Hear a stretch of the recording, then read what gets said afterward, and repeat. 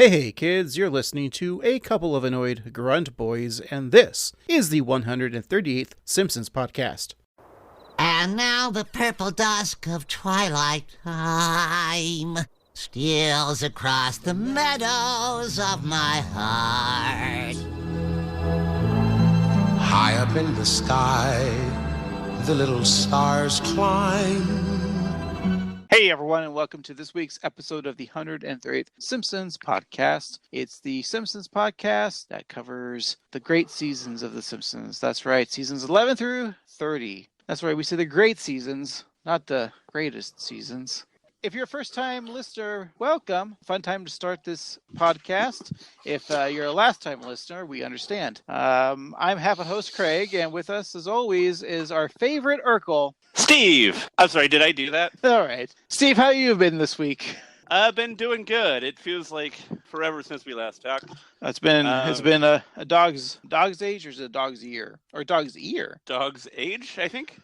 Steve, if you were a dog, how old would you be? Oh geez. I would be, how old am I now? 37. I'd be 259 years old. You know, Craig, the other day, there was a wine tasting at my store. Somebody was making a joke because they had their dog with them about the dog, if the dog could have some. Ugh. And I was like, sure, it's 3 years old, so that means it can in dog years, because that would be 21. Nobody laughed. Nobody got it at all. It wasn't even like, oh, that's not a funny joke. They just went over their heads. I chuckled, if you could hear. I might have edited it out, but I did. No, that's a good joke to have at the ready. Yeah, like I just saw it because the dog, dog years. It's classic. People. People are the worst. Any more shoplifters pooping on furniture? Not yet. And we haven't seen the perpetrator or the poopatrator come back yet, so we're still waiting. What's going on in your life, Craig? Well, computers are working just fine at work, so I had 2 days of doing nothing again and back to the same old bum and grind. But yeah, everything looks fine. Although they put on a lot of work before the holiday weekend, and I don't appreciate that when companies do that, guys. No, yeah. It's just one day off. Like, make the week before like light work and then come back. Mm-hmm. A little extra work, but come on, we've been working hard this year. This is the first break since Christmas, really, for Wow. me. We Yeah. don't have you don't have an Easter fall over day like Easter Sunday. Monday should be off, right? That should be a Yeah. holiday. Celebrate Easter on Sunday, and Monday is no work. There needs to be my theory of working is pretty simple. Still 40-hour work weeks, but you guys are going to work 10 hours a day.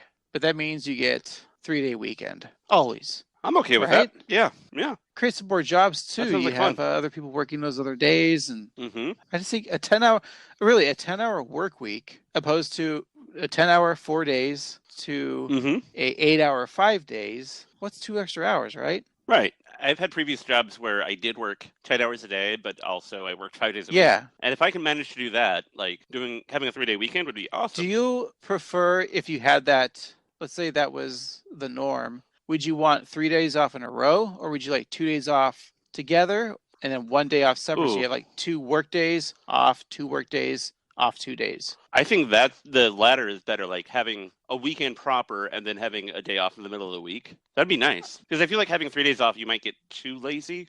I think I agree with you. I like that. I think as a country, we should work Monday, Tuesday, have Wednesday off, and then work Thursday. No, I'm going to change it. Actually, I'd prefer a Sunday, Monday off rather than a Saturday, Sunday. Because Yeah, that's what I I'm have. thinking of Garfield. For the benefit of Garfield, have that Monday off. You'd be so much Mhm. happier. Yeah. But yeah, I like the idea. All right. Well, other than that, I'll give my little review. Oh, I got to say something that's crazy. So last episode, I said I was going out to see John Wick 3. Right. And I'm going to timestamp this, even though we said before we don't want to, or I've said that. But it was on May 19th is when we saw this John Wick 3, which was a Sunday in 2019. And we were planning on seeing this, the missus and I. Getting emotional. I had a frog in my throat. So she was cleaning out her, you know how you have like your junk drawer? Yeah. And she pulls out a ticket stub dating back to the year 2018 Ooh. on May 19th. Whoa. And it was for Deadpool 2. And the fact that we were going to see a movie just out of the, it was actually planned. Like, okay, let's go see John Wick 3 on Sunday. And it was May the 19th. So now we have a standing date. That every May 19th you have to see a movie. Yeah, so I think our standing every 19th go see a movie. We looked I like that. It up, and there was like Quiet Place 2, Untitled Marvel movie, which actually, because that's only a year from now, isn't that weird? There's an Untitled Marvel movie that's a year out from now, and they've had to have been shooting it by now and like finishing. Like, we don't know what it is. Yeah, there's some secretive bullshit going on. Howard the Duck. You're probably not far off. So that's my crazy, I guess it's not that crazy of a week. But Steve, let's get in the mindset of that faraway land we called 2016. So long ago. The year of everyone's favorite celebrity dying, right? Alan Rickman and David Bowie. Prince, yeah. George Michael. R.I.P. Truly was his last Christmas. We gave him his heart, but the very next day, he died. Yeah. So, Steve, where were you on February 14th, 2016? I was probably with my wife on Valentine's Day in the same house that I'm in right now.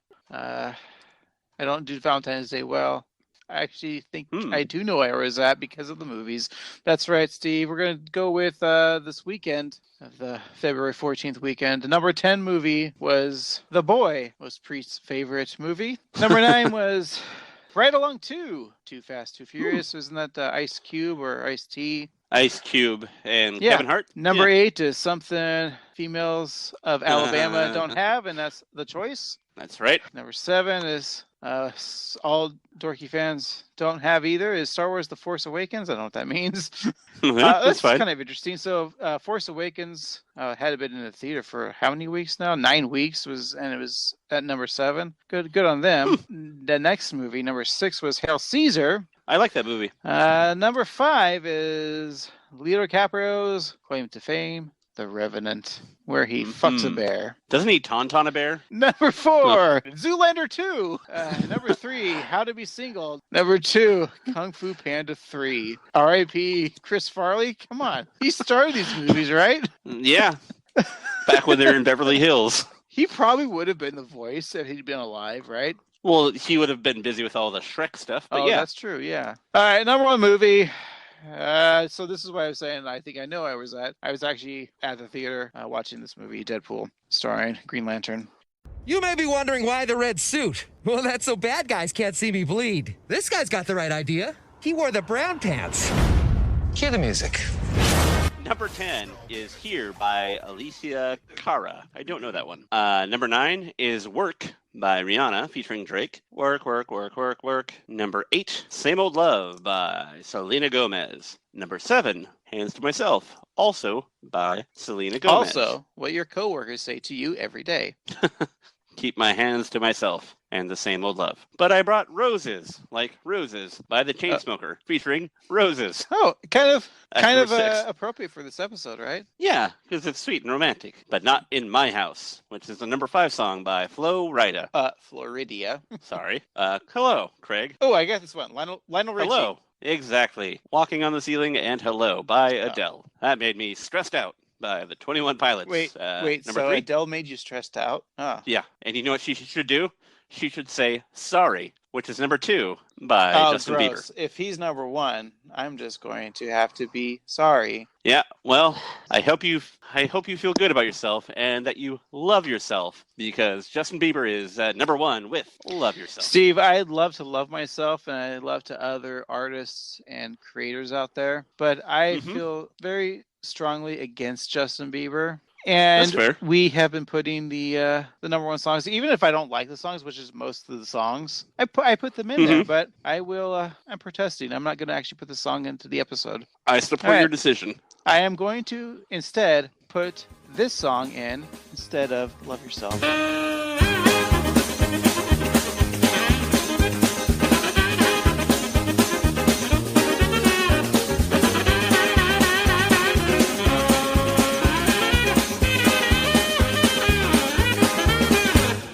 And Steve, that to me was a far superior song to Justin Bieber's Love Yourself. Absolutely. I couldn't All agree right. more. Thank you.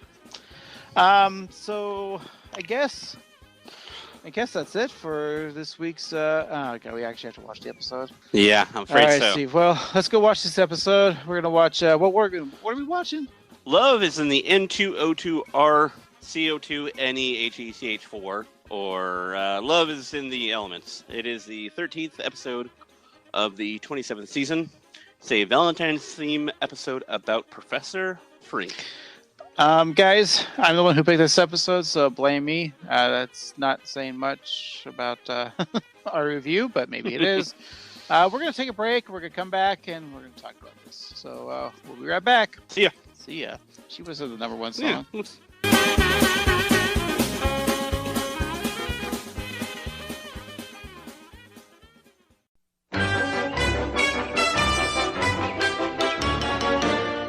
We are back. Today we are talking about the episode Love is in the N2-O2-You-Know-What? Love is in the Air. It is the 13th episode of the 27th season, originally aired on February 14th, 2016. That's Valentine's Day. Number 587 in the show's run. Your nerd code is VABF07, written by John Frink and directed by Mark Kirkland. Craig, John Frink, that's a character. Yeah, he wrote his own episode. Yeah. Are you allowed to do that? No. I don't know. We've talked about John Frink before, and he has been around after the character. Sorry. Yeah. I feel like they just bullied him in a corner, like, "Come on, John, you got to write an episode about you, John." Harvard It's about boys. time, and like Al Jean was gonna kick his ass. Yeah. It's like, "Hey, I'm Al Jean. I'm gonna kick your ass." Okay, I'll write an episode. So our title gag is Homer flying in a biplane, making a heart out of smoke. Now, in our previous episode, there was a biplane as well. I think it's hard to write these title card gags. This was how many years apart from the last episode? I don't About remember. 5? Yeah, I think so. It's also the 13th episode. Can they just wait? Oh, no, they couldn't. That's not how time works. No, they could have gone back in time, made the episode, one more episode before. You see what I'm saying? No, I don't. Episode 14 on the 14th. I don't. Oh, I get what Yeah. you're saying. They could have just, crammed another episode in there. Premiered the season a week early. Yeah, there you go. But they Oh. didn't. The billboard gag is tired of flowers. This year sent her fish, with the sea captain holding a bouquet of fish. And the couch chalkboard gag is Hershey kisses do not drop from Cupid's butt. That's cute. Yeah, it is. And then our couch gag is long. The couch has left The Simpsons, leaving a note saying, "By the time you read this, I'll be gone. It's best this way. Couch." The couch goes on an adventure to join the French Foreign Legion, and the Simpsons track it down in an homage to Lawrence of Arabia. Homer awakens from this dream to see a note from Marge telling him that he spends too much time on the couch. So this couch gag is a full 60 seconds long. When you're dealing with 21 minutes of content, that's a pretty big piece of real estate, so they must have been a little short. Yeah, I think it shows too when you watch the episode. Yeah. Yeah, I think you're right. Are you a fan of the long couch gags? I appreciate their creativity, especially when there's like a guest artist. But for the most part, no. I kind of like it to get to the episode, get to the fireworks factory, and start with it. So I kind of like it when it's a classic one that we've seen a million times, because it was like, oh, they're working on other stuff, and they didn't, what do you think? You know that there's a lot of tent when you watch the opening of A Simpsons, and it just starts with The Simpsons and straight to Homer screaming and running to the couch. Yeah, that's usually a good sign. Sometimes it's fun. I think in this case, they had a little gag with Maggie shooting on the guns of the horses, so that's kind of a nice callback of like, she's the best shot in the house, right? It's true. That's a good note. I'm just trying to find the positivity in it, Steve. I liked it when the couch was going through the X-ray machine at the airport. And the cat in there and everything. Had to take itself apart. Yeah, okay. But again, we're talking too much on this couch gag. All right, so the episode opens with Smithers suggesting a sweetheart's dance to Burns for the celebration of Valentine's Day, leading to a fantasy of people bringing actual human hearts to the party for the purposes of stocking stuffers, dinners, and for transplant. That was a weird fantasy cutaway thing. Mr. Burns is just an evil man. And the fact that Lenny brought baby hearts. And very decorative, too. Yeah, really ornate. I wanted to put them in my mouth. They look so good. Aw. Okay, so in Burns's fantasy, Lenny has a girlfriend named Mandy, and then later, spoilers in this episode, there actually is a Mandy. How would Mr. Burns know about this Mandy? Do you know about this Mandy, listeners? Let us know. Has she been on the show before? I mean, she just seems really plain and doesn't have much personality. It wasn't any famous or celebrity voice, right? I don't think so. I think it was just one of the stock crew. It's like Tress McNeil. Huh. Anyways, I thought that Mandy's a very interesting character in this episode. We'll get to it when we get there, right? Okay. Yeah. So we cut to a baby Cupid flying in the air, shooting arrows, only to be shot down like Cletus. Okay. So in the first 40 seconds, we have baby hearts and a dead Cupid. So a Cupid's real. It was, yeah. Here's what I get with the Simpsons universe. It's fine when they do the mythical creatures and fantasy creatures in Halloween, Treehouse of Horror. Mm-hmm. But then all of a sudden you put it into like reality, or the Simpsons reality. Yeah, I know what you're saying. It's. I guess they've done it before as a joke that makes sense. Like I was putting the Great Gazoo, that one time with Homer. I feel like that's fine. Yeah. And, the older jokes of like animations, you can't trust or whatever. You see like two Homers, Homer walking by while he's on the couch. Right. I mean, it is a cartoon, but there is a basis of reality, and the Cupid doesn't make sense. And especially since it's like a cutaway, and I've said like a Family Guy type joke. Mm-hmm. Like it's just a gag they wanted to like have. They wanted to do an incestual joke with Cletus, and which is why this episode is also short. So it's just like a lot of sight gags. Yeah, and it just feels a little crammed in. Like I don't know about that. So at the dance, Homer decides to fulfill a long-time fantasy to fuck Marge on Burns' desk. Wait, did I bring up the fact that? Yeah, I was going to gloss over it, but I think you're.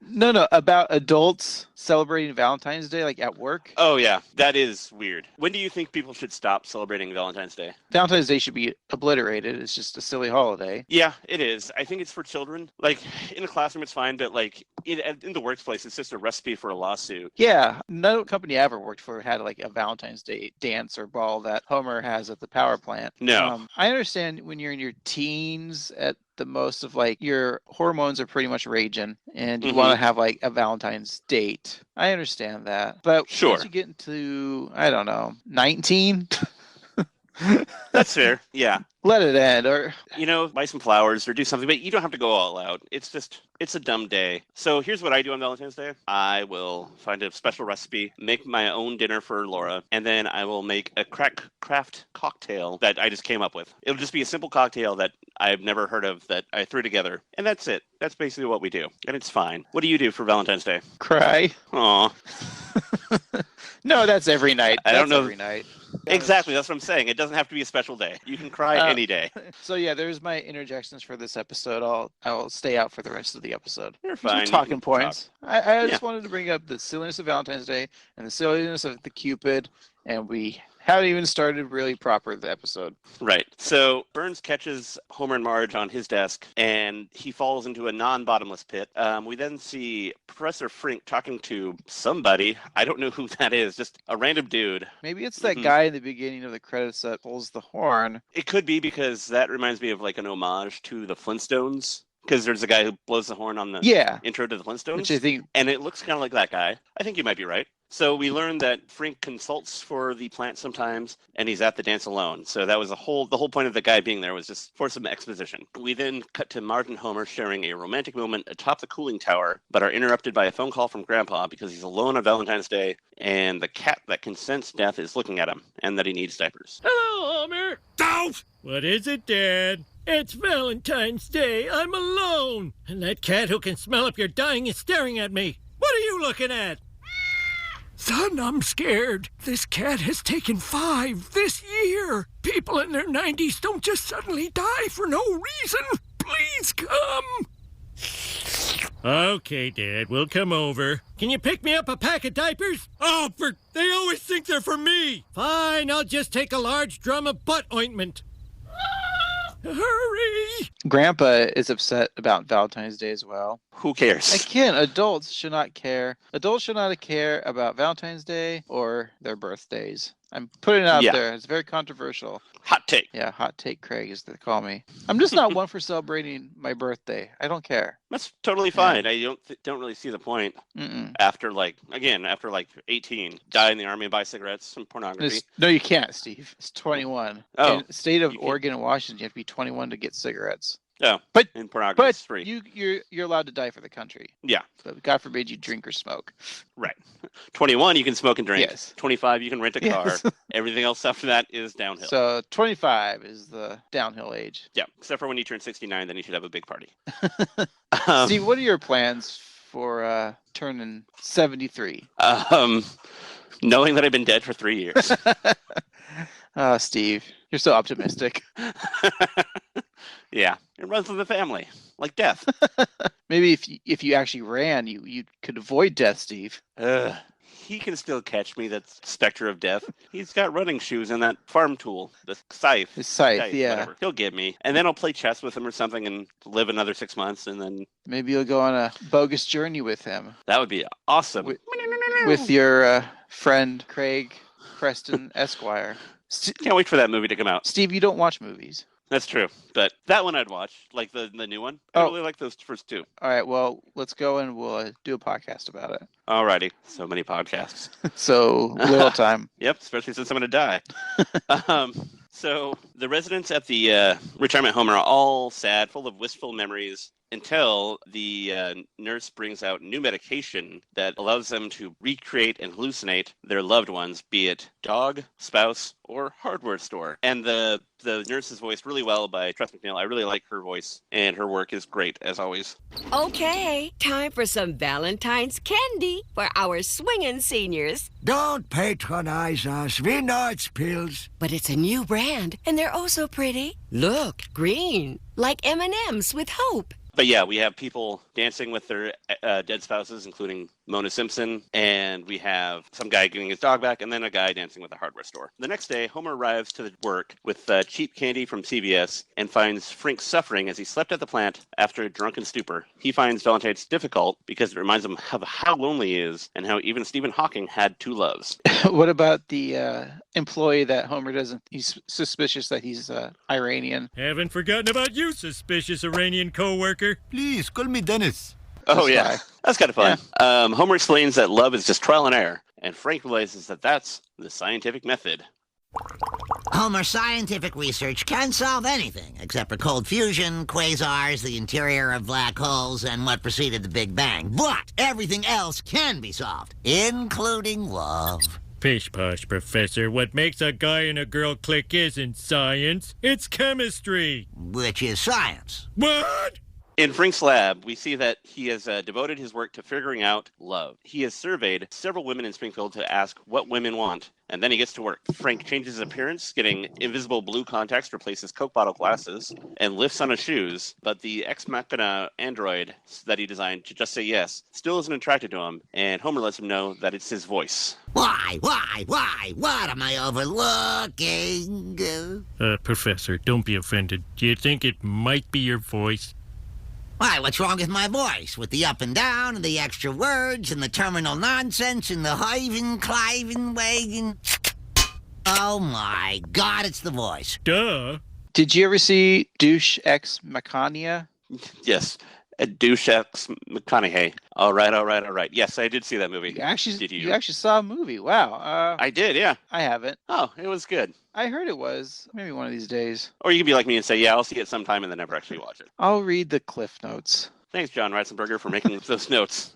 Wait, was that why his name was Cliff? Huh. Because he had all the knowledge, but it was shortened. Huh, could be. I never thought about that. Is it Cliff Notes or Clift Notes? I think it's Cliff's Notes. Hey, Normie. You know. Did you know? Taming the Shrew in 27 pages. Did you ever actually use Cliff Notes in high school? I don't think I did. Probably used Wikipedia a bit, as it was new technology at the time. No, you used Encarta. Oh, yeah. Don't think you're younger than you are, Steve. Wikipedia wasn't around then, was it? I think I was once, but I turned in a Wikipedia article, but I didn't read through it all the way through. So there's like a large chunk of weird text. Hyperlinks? Yeah. No, I know I plagiarized. I have to cut this. Steve, I think I copied some the entire Encarta article on yellow fever in like 6th grade health class. Oh man. I got an A on it. Well, that's good, but your permanent record is now fucked. Oh my God. Is that gonna affect me? Yeah, deeply. Jeez, not my permanent record. Goodbye. Goodbye, Brown. Goodbye, Cudger. Goodbye, Vassar. Back at the retirement home, the oldies are still tripping balls, and Bart sees an opportunity ability to exploit them. We then return to Frink's lab, where he has created a chip that changes his voice to an amalgam of Clark Gable, Walter Cronkite, and Rush Limbaugh. This voice is an amalgam of great voices, from Clark Gable to Walter Cronkite to Rush Limbaugh. I don't agree with his politics, but his body is a natural echo chamber. Homer then tells the professor to go to yoga classes, because that's where the old people are. Wait, Homer tells... Oh, what? I should not write notes when I'm tired. Homer then tells Professor to go to yoga classes, because that's where the ladies are. But Homer thought it was yogurt class. Yeah. Steve, have you ever missed your yogurt class? You know, I saw a commercial yesterday, which made the same joke, kind of. It's like yoga for your taste buds. Ugh. Yeah, I hate yogurt commercials. It's Jamie Lee Curtis. She made you hate it because you just think of shit. Yeah, but also, I feel like as a man, I'm not allowed to eat yogurt. Why are yogurt commercials so focused on women? Like, anybody can eat yogurt. It's not like a magical feminine thing. It's just yogurt. That's an uncomfortable food to watch someone eat, though. Yeah, it is. Or hear them eat. Oh. Ugh. Mine is actually cereal. Really? I like looking at people eating cereal. It's the slurping and the... Yeah. It's a gross thing. Like soup. Soup is, yeah. I don't want to eat soup around people. I don't like eating around people, period. I get that. Me too. I also hate it when I love peanut butter, but I hate it when somebody else is eating peanut butter because the smell is always really gross to me. Oh, I think in eggs is also if someone else is like cooking or eating eggs. Eggs are disgusting.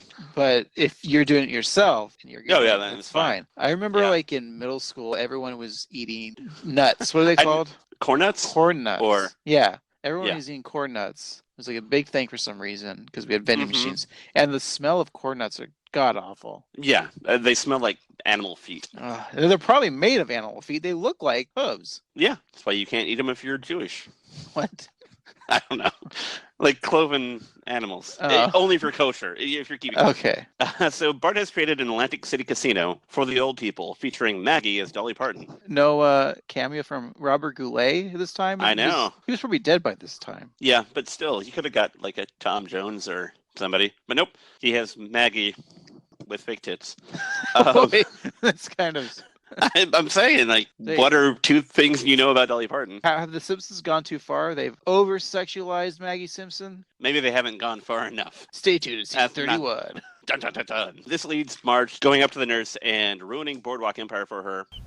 You can't keep pumping powerful drugs into people who can't even bite into a peach. Mrs. Simpson, it's a fact. If these seniors aren't medicated, I can't binge watch Boardwalk Empire. Nucky dies at the end. Yeah? Well, screw you. Threatening to contact her supervisor, but finally pulling the pencil out of her hair finally gets to her. We then see Frink at the yoga studio, and he gets great results getting all the ladies' numbers. Steve, have you ever seen Boardwalk Empire? I have not. Have you? Yeah, I watched the entire show. I deserve a medal. No. So now you can't watch it. I know, she ruined it, but I'm okay with spoilers, actually. I have no problem with them. Like, if somebody says it, and it's fine. You're there to enjoy the whole art of the program. Yeah, exactly. I just want the content. I want that sweet, sweet tint. It's going to end the way it's going to end. There's only so many endings. It's people complaining about TV show endings. It's not good. No, just let them do it. Let art be art. So Homer borrows one of the voice chips and comes home to Marge. And he has the voice chip in, and he calls her a pork chop in that weird, sexy voice. And then while making out, Marge gets the chip in her mouth, and her voice goes all deep and scratchy, kind of like Selma. I was so worried. Where have you been? No, don't tell me. I don't want to hear one of your stupid lies. Marge, my dear, you are the pork chop with gravy on top, and I'm the applesauce that brings out your flavor. Homie. What the hell was that? What the? You're not my wife.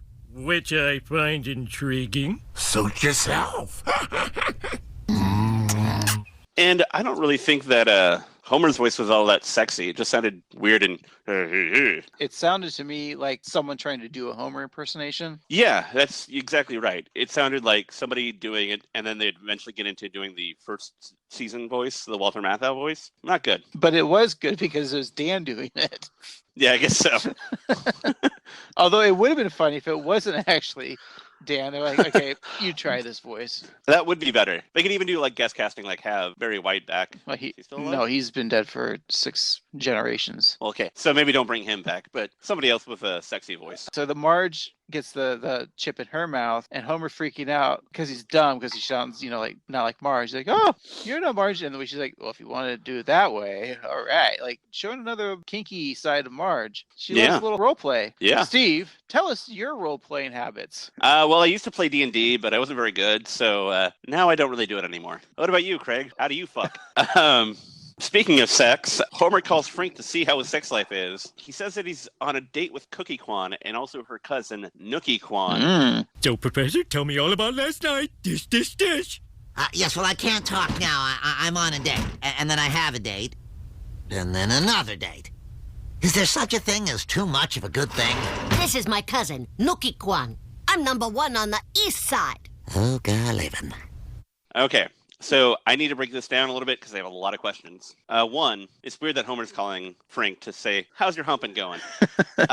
Also, Nookie and Cookie coming out of the bathroom at Frink's place, and they're on a date in the morning. And Nookie introduces herself, but she's wearing a towel. So how does that work? Like, why would Nookie introduce herself to Frink if they just got out of the shower? Also, are Nookie and Cookie, who are cousins, going to go down to Bone Town with Frink? Like, it's just really confusing to me. It really bothers me a lot. I was assuming that Frink got drunk and went to a bar and saw Cookie, but he was so drunk he thought he saw double. But I guess he wasn't that drunk because he just saw double, took him back. They banged. He kept calling her Cookie, both of them Cookie, and he, he's doing everything. And so he's sober now. Wakes up in the morning, and because she kept saying like, "But no, it's Nookie, not Cookie." So she comes back. Yeah, no, it's Nookie. So that's my explanation. And what was the other question? Why cousins find cousins hot? Have you not seen Arrested Development, Steve? I guess so. Luckily, I don't know any of my cousins. So yeah. Except for remember looking back at your ancestor DNA, and you have cousins from Hawaii, but you haven't met before. Yeah. Steve, wait a minute. Named what? Where's your wife from again? Hawaii? That means, but if she's and I'm and who and you. And that was our Simpsons joke reenactment for the day. And scene. Frank has several dates lined up, including one with Booberella and one with the crazy cat lady. Miss Hoover comes to Moe's looking for Frank, who's hiding behind the bar, and is defended by Moe, who isn't wearing pants, as it's apron only Tuesday, where all the drinks are normal price. I wish he wasn't wearing a shirt. I know it doesn't work for the gag, but if it's apron only Tuesday, then it should be apron only Tuesday. Yeah, you're right. But it was for the. I know. It's a minor point. The barflies are envious of the professor's luck with the ladies, and Frank sees that the men of Springfield are lonely, and so he can bring them together with the lonely women of Springfield. So it's a very noble deed. He's sacrificing his happiness for the greater good of Springfield. He's a regular Jon Snow. Yeah, spoilers. Back at the old folks' home, the residents are depressed as the nurses cease their medication and hid it in the library. Grampa goes to the library because it's the one room in the building that has heat, and he finds the drugs and takes a bunch. This leads him down a sepia-toned hallucination of old Springfield before polio was cured. To the good old days before polio was cured! And luckily, it's coming back, kids! Yep, keep at it, cool people. Thanks, Jenny McCarthy. I liked when... Was it Mona? He turned her into Betty Boop. Which was kind of creepy looking. She was a creepy looking cartoon character. Yeah. And then there's the cigarette girl who sounded just like Bart. Imaginary cigarettes? Non-existent candy? Obviously, it was Nancy Cartwright, but she didn't really alter her voice that much. So it's or Grandpa just has really fucked up fantasies. Yeah, maybe you're right. Marge pleads with him to live in the present. Abe snaps back to reality, and it turns out he was dancing with the sarcastic guy who was a mechanic at Swifty Lube. And also, Abe wants to fuck a car lift because he says, "I'll be back for you later." Which is kind of weird. That might have to be my favorite quote. Yeah, I think so. Homer and Marge are driving to the planetarium, where Frink has decided which women he'll be with. So, Frink is finally going to announce which woman he's chosen to be with at the Springfield Planetarium. It's like an episode of The Bachelor, but you drive there and pay $6 for parking. Why are we both explaining it if we all know what's happening? I like talking to you. That was a weird interaction between Homer and Marge where they are explaining what's going on and they're aware of it. But I do like the fact that Marge says that he likes talking to Homer. That scene actually was really adorable because the animation of her like shrugging and like her eyes darting at him. When she looked at him, it was very young, youthful love. Yeah, it was sweet. It was the sweetest moment I've ever seen in life. Wow, that is sad. You should see more things. I cried 7 times. Wow. Yeah. Well, I guess John Frink got to you. Well, it was weird too because I was watching this in the An onion factory? Damn it. What the hell is an onion factory? I don't know. Well, Frink arrives at the planetarium full of women who all want him. Seeing that loneliness is as prevalent as superhero movies, Frink has used his sciencey knowledge to create an algorithm that will match the ladies with their perfect bachelor. Lindsay Nagel is with Lenny, which I predicted on the previous episode when I was pitching a story. They were on a date together. Willie and Lunch Lady Doris are together, although you would think that would have happened naturally because they work together. And Hoover and Duffman. Turns out that everybody has a partner except for Frink, who discovers that he is better off alone with his intellectual conquests. He's then happily alone, looking at the stars, and is joined by his ex machina sex droid and the sex droid's mother, which he created for some reason. What are you doing with my daughter? Why did I build a mother? God. Yes. We talked about Mandy earlier, Lenny's girlfriend. Now, all of a sudden, she's gone, and like you predicted, Lenny's with Lindsay. Yeah. So where's this Mandy? Like, there's this whole story of Mandy that we're not seeing. We need a Mandy episode. Just Mandy, no other characters, just her going about her day. Where did she go? And let's recast the Mandy voice to Maura Kelly. Sure. Because she was from Mandy on West Wing. Yep. And arguably the worst character. And she disappeared for no reason. Have you heard the rumors? I mean, there's been rumors of the West Wing reboot. I've heard talk of it, but I don't know. Thrown around with it'd be Sam Seaborn as the president. If they did, please bring her back, Mandy from the West Wing, and just explain like where she was for the after season 1. Yeah. Just have her come back and be like, that wasn't, it wasn't fun. And thanks for guys never mention me again. Yeah. We're not here to talk about the West Wing. We're here to talk about The Simpsons. Steve, what episode did we watch this week?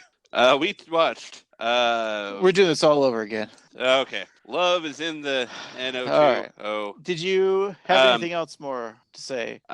Story. So the last scene has Abe back in his fantasy as he has flushed all the pills down the toilet and they made their way to the reservoir, so he's consuming them again. And then we cut to credit.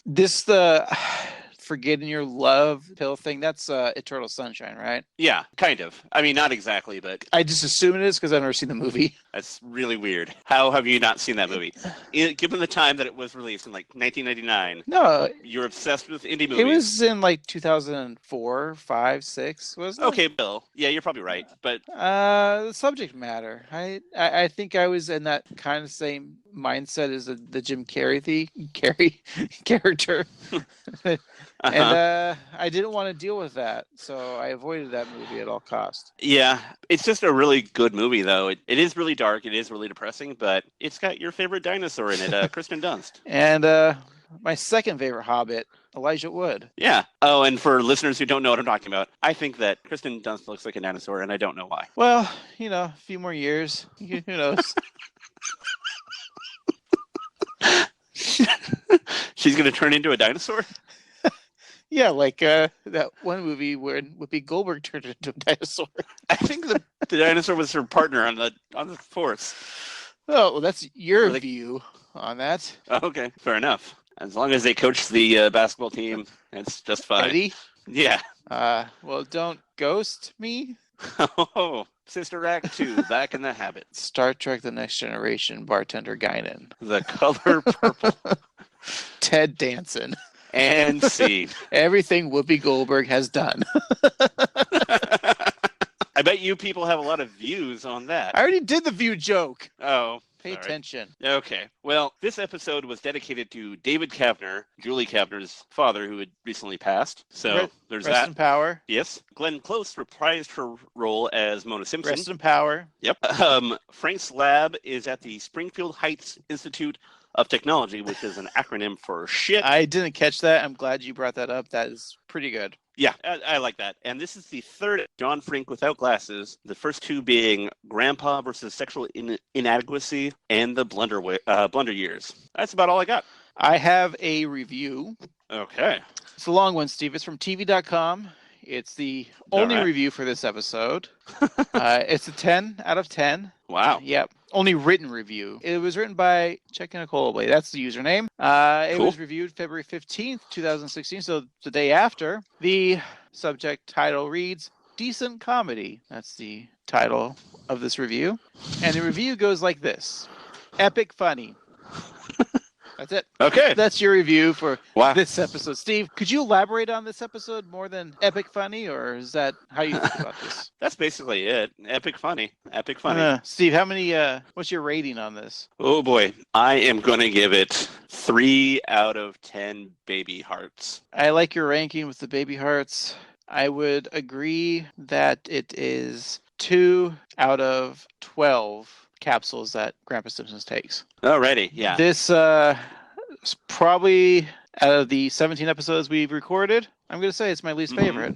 Probably looking at the ratings. I think you might be right. For me as well. Because And I'm the one who picked this episode, too. It's what you get. You had a decent episode you picked. I know. I know how to pick them. But yeah, I watched this 3 times today, and I still feel like I don't remember it. No, it's very, very forgettable. It was only from a couple years ago, and this is when I was trying to tell you to, kind of start watching again. And yeah, this is definitely forgettable. If this spun on the wheel and we picked it, like, oh, we'd watch it, we probably would do a whole nother episode and forget we ever did this. I think you're right. We'd be taking Grandpa's pills. We need that. Yeah.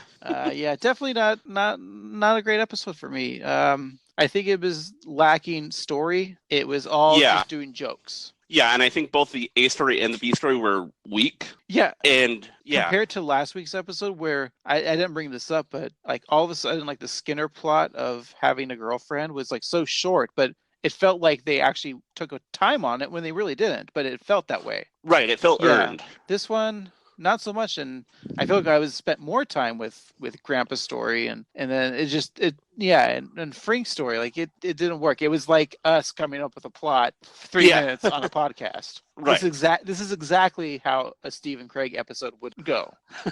For sure. Yeah, this was not good. So I don't recommend this episode. Nor do I. It's a pass. It doesn't do anything. There's like 2 or 3 good jokes. Like if that's a joke, there's bad jokes. There's weak jokes. I'm gonna say bad jokes. Weak jokes. Comedy is subjective. Yeah. Other than that, I got nothing else to say about this episode, Steve. Nope. I think we should take a break because I have a fun game for us to play. All right. Well, I'm going to take one of Grandpa's pills and then wake me up, and we'll do this all over again. Sounds like a plan. We'll be right back. All right.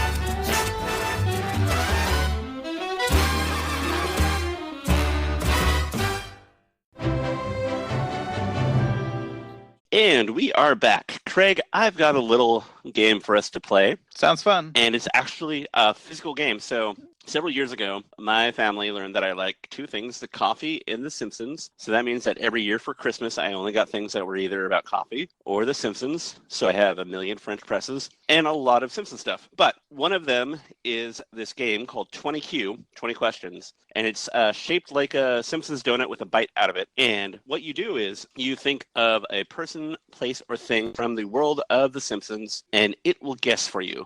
It'll guess it. So we're going to play this 20 questions. And so I'm going to give you, you're going to think of something, and here are the possible answers. No, unknown, sometimes, and yes. All right. So, mind you, this thing is about 10 years old, so don't go too modern, but think of anything, and let's see if we can stump it. Do you think if I thought of Abraham Lincoln, it would know Abraham Lincoln? Maybe, because he was, there was a squirrel that looked like him. All right. Ooh, if I thought squirrel, do you think squirrel?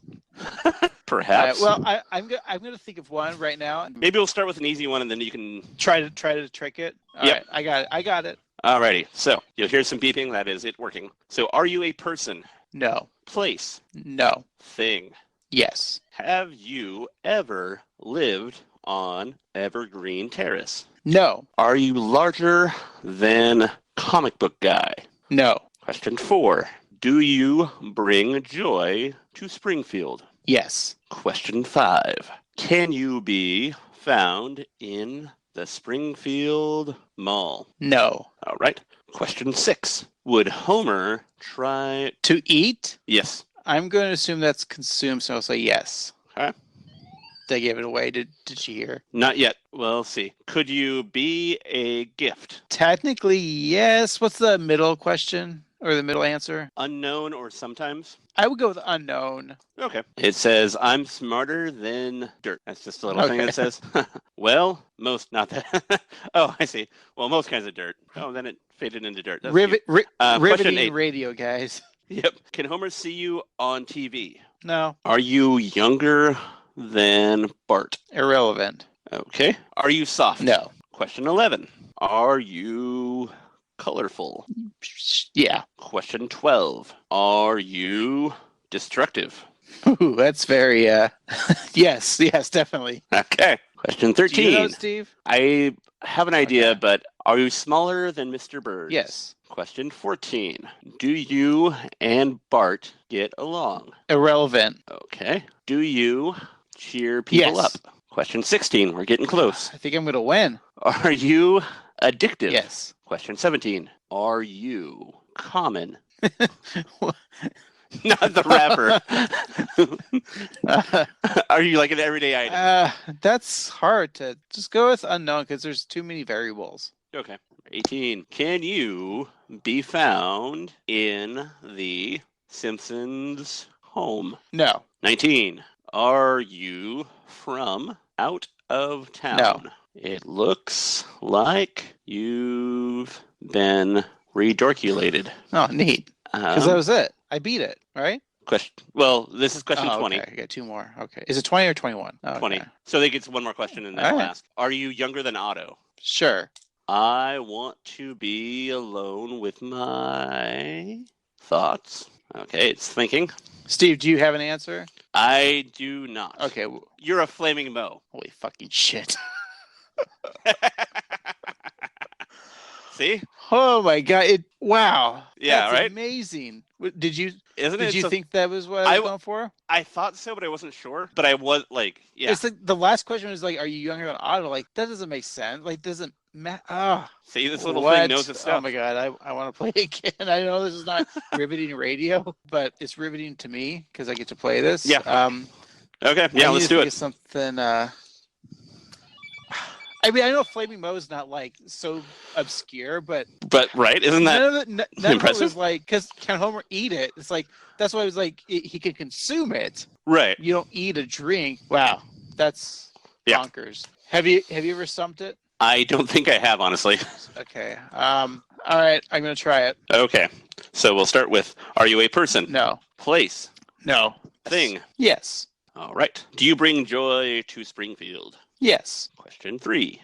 Do you and Bart get along? Irrelevant. Could you be a gift? Yes. Question 5.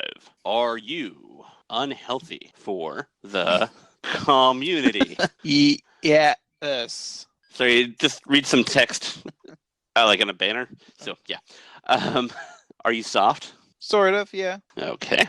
Question 7. Are you common? Yes. And why do you make those stupid commercials? Can you be found at the Quickie Mart? No. Oh, not a slushy. Q9. Would Homer try to eat you? Yes. Question 10. Can you be found in the Simpsons house? No. Question 11. Are you destructive? Irrelevant. Q12. Can Homer see you on TV? Yeah. Are you younger than Bart? No. Question 14. Can you be found in the Springfield Mall?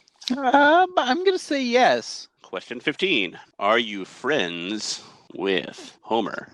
That's a little too metaphysical, I think. So I'm going to say yes in a spiritual sense. We're all friends spiritually. Question 16. Does Bart look up to you? No. 17. Would you pass a safety inspection? No. Okay. Question 18. Maybe that was yes. That was irrelevant, actually. Sorry. Okay, that's fine. I can undo it. Just because I don't care doesn't mean I don't understand. Question 17 again. Are you round? Yes. Question 19. Are you colorful? Yes. Eat my shorts. Eat all of our shirts. Question 20, the finale. I don't think he's going to get it. Are you messy? Yes. No. No. I'm thinking, may all your disgraces be private. Is that Johnny Carson, your Karnak? You are a Krusty Burger. It's sort of right, but also wrong, because I said steamed hams. So I'm going to say no, and we're going to go to question 21, bonus land. I just want to see if it gets it. Could you be found in Moe's? No. 22. I don't know. I think it guesses at 25 again.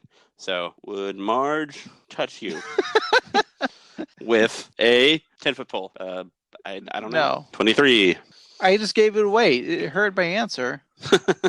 You can't hear over the microphone. Are you younger than Otto? No, because it's irrelevant. Yeah. Are you considered successful? No. Steve, did you know I was thinking of steamed hams, or?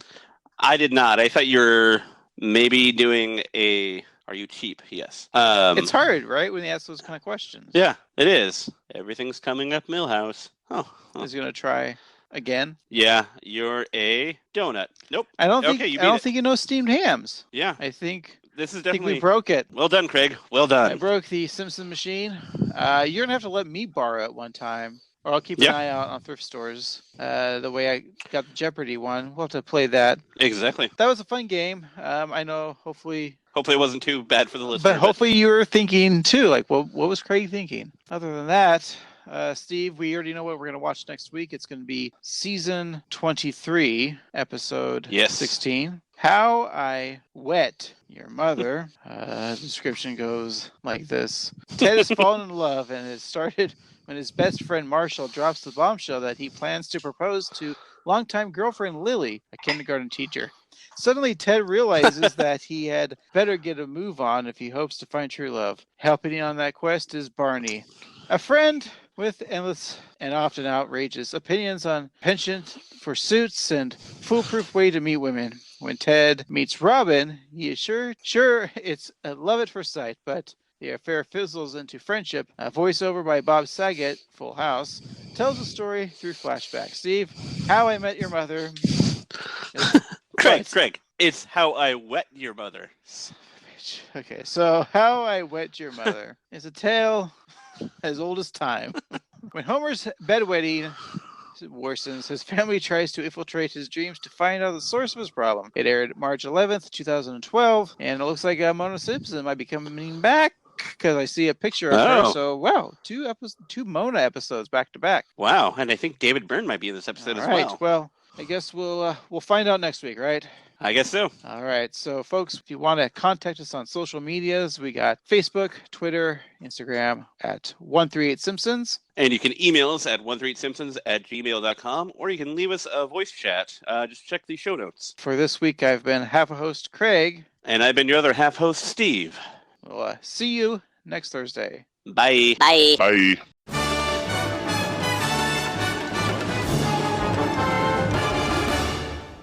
I'll be back to steal a kiss later. And as for you, I got more involved plans.